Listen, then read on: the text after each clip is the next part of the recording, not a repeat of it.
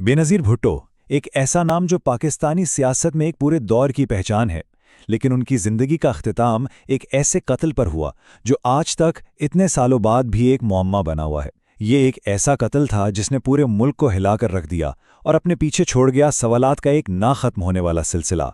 तो ये सिर्फ एक रहनुमा के कत्ल की कहानी नहीं, बल्कि एक ऐसे राज की कहानी है जिसके जवाब आज तक तलाश किए जा रहे हैं। तारीख थी 27 दिसंबर 2007। मुकाम था रावलपिंडी का लियाकत बाग।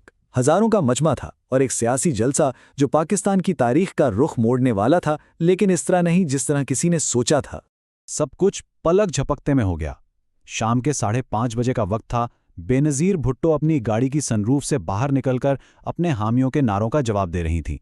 फिर चंद ही लम्हों में एक हमलावर ने करीब से 3 गोलियां चलाईं और उसके फौरन बाद एक जोरदार धमाका। हर तरफ धुआं, अफरा तफरी और चीखो पुकार थी। तो इस हमले के मरकज में कौन था? बेनज़ीर भुट्टो। वो सिर्फ एक सियासतदान नहीं थी, बल्कि एक ऐसी शख्सियत थी जो पाकिस्तान और पूरी मुस्लिम दुनिया के लिए एक बहुत बड़ा मुकाम रखती थी। आइए एक नज़र डालते हैं कि वो कौन थीं। उनकी कहानी एक बड़ी सियासी विरासत से शुरू होती है। वो पाकिस्तान के साबिक वज़ीर-ए-आज़म ज़ुल्फ़िकार अली भुट्टो की बेटी थीं। उन्होंने हार्वर्ड और ऑक्सफोर्ड जैसी दुनिया की बेहतरीन यूनिवर्सिटियों से तालीम हासिल की और फिर उन्होंने तारीख रकम की जब वो किसी भी मुस्लिम मुल्क की पहली खातून वज़ीर-ए-आज़म बनी। वो 2 बार इस ओहदे पर फाइज हुईं, लेकिन दोनों ही बार उनकी हुकूमतों को करप्शन के इल्ज़ामात पर ख़त्म कर दिया गया। फिर 9 साल की एक लंबी जलावतनी काटी, जिसके बाद वो 2007 में वतन वापस आईं। लेकिन वो जिस पाकिस्तान में वापस आई थीं, वो अंदरूनी और बैरूनी तौर पर शदीद बहरान का शिकार था। 2007 का पाकिस्तान कैसा था? आइए इस मंजरनामे को समझते हैं। मुल्क पर एक दोहरा दबाव था। एक तरफ जनरल मुशर्रफ की फौजी हुकूमत की वजह से सियासी बेचैनी उरूज पर थी, अदलिया के साथ बहरान चल रहा था और मुल्क में इमरजेंसी नाफिज थी। और दूसरी तरफ मुल्क भर में इंतहा पसंदी और तशद्दुद की एक ऐसी लहर उठी हुई थी जिसकी पहले कोई मिसाल नहीं मिलती थी। ज़रा इन आदादो शुमार को देखें। 2006 में मुल्क में 8 खुदकुश हमले हुए और सिर्फ 1 साल बाद 2007 में ये तादाद बढ़कर 44 हो गई। ये तशद्दुद की एक ऐसी आग थी जो पूरे मुल्क में फैल रही थी। और ये खतरा सिर्फ मुल्क के लिए नहीं था, बल्कि खुद बेनज़ीर भुट्टो के लिए भी बिल्कुल हकीकी था। उनकी वापसी के सिर्फ 2 महीने पहले कराची में उनके काफिले पर एक क़यामत खेज़ हमला हुआ, जिसमें 140 से ज़्यादा लोग मारे गए। वो जानती थीं कि वो निशाने पर हैं। उनके कत्ल के बाद जो तहकीकात शुरू हुईं, वो शुरू से ही तज़ादात और सवालात से भरी हुई थीं, और यही इस पूरे मुअम्मे का सबसे अहम और सबसे उलझा हुआ हिस्सा है। तहकीकात का आगाज़ ही एक ऐसे बुनियादी सवाल से हुआ जो खुद एक मुअम्मा बन गया। बेनज़ीर भुट्टो की मौत की असल वजह क्या थी? ये एक ऐसा सवाल था जिसका जवाब बिल्कुल सीधा होना चाहिए था, मगर ऐसा हुआ नहीं। यकीन करना मुश्किल है, लेकिन हुकूमत ने सिर्फ 24 घंटों के अंदर मौत की वजह पर 3 बिल्कुल मुख्तलिफ कहानियां सुनाई।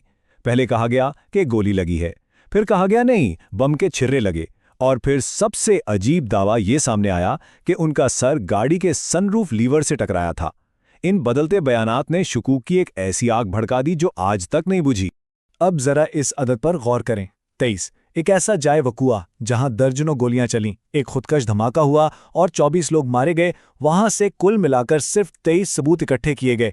ये नाकाबिले यकीन हद तक कम है और तहकीकाती अमल पर एक बहुत बड़ा सवालिया निशान है। और फिर वो कदम उठाया गया जिसने इंसाफ की उम्मीद को तकरीबन ख़त्म ही कर दिया। हमले के सिर्फ 1.5 घंटे बाद पूरे जाए वकू को पानी की तेज़ धार से धो दिया गया। खून के धब्बे, गोलियों के खौल, धमाका खेज मवाद के ज़र्रात, हर अहम सबूत हमेशा के लिए ज़ाया कर दिया गया। बाद में अक़वाम मुत्तहिदा की तहकीकाती कमीशन ने अपनी रिपोर्ट में साफ साफ लिखा कि पोस्टमार्टम ना करवाना कोई गलती नहीं थी, बल्कि रावलपिंडी के पुलिस ऑफिसर सऊद अजीज़ की तरफ से जानबूझकर उठाया गया एक कदम था, जिसने मौत की असल वजह का तयन तकरीबन नामुमकिन बना दिया।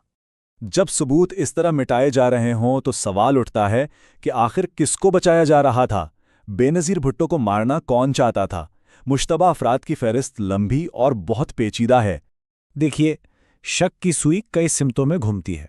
अलकायदा ने जिम्मेदारी कबूल की, हुकूमत ने इल्ज़ाम तहरीक तालिबान पाकिस्तान पर डाला, लश्कर झंगवी जैसी तंजीमों का नाम भी सामने आया, लेकिन सबसे संगीन इशारा खुद बेनज़ीर भुट्टो की तरफ से था, जिन्होंने अपनी जान को पाकिस्तानी इस्टेब्लिशमेंट के अंदर मौजूद कुछ अनासिर से ख़तरा बताया था।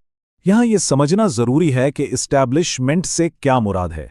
یہ اصطلاح عام طور پر فوج، انٹیلیجنس ایجنسیوں اور بیوروکریسی کے ان با اثر افراد کے لیے استعمال ہوتی ہے جن کے بارے میں مانا جاتا ہے کہ وہ منتخب حکومتوں سے بالاتر ہو کر ملک کے اہم فیصلے کرتے ہیں۔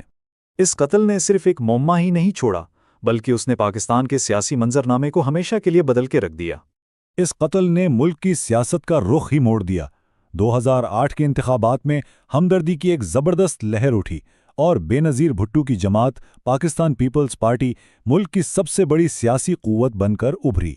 یہ صرف ایک حکومت کی تبدیلی نہیں تھی، یہ ایک نئے دور کا آغاز تھا۔ پیپلز پارٹی نے حکومت بنائی اور اسی سیاسی دباؤ کے نتیجے میں جنرل مشرف کو استعفیٰ دینا پڑا، اور اس طرح ملک میں ایک طویل فوجی دور کا خاتمہ ہوا اور جمہوریت کی طرف واپسی کا سفر شروع ہوا۔ لیکن اس سیاسی تبدیلی کے باوجود انصاف کا ترازو خالی ہی رہا۔ اقوام متحدہ کی رپورٹ کے یہ الفاظ سب کچھ بیان کر دیتے ہیں۔ کوئی یہ نہیں مانتا کہ اس 15 سالہ بمبارڈ نے اکیلے یہ کام کیا۔ مطلب بالکل صاف تھا، پیادے تو پکڑے گئے لیکن اصل کھلاڑی پردے کے پیچھے ہی رہے۔ اور یہی وہ سوال ہے جو آج بھی پاکستان کی فضا میں گونج رہا ہے۔ کیا بے نظیر بھٹو کے قتل کے پیچھے چھپے اصل چہروں سے کبھی پردہ اٹھے گا؟ یہ ایک ایسا سوال ہے جو شاید ان کی میراث کی طرح ہمیشہ زندہ رہے گا۔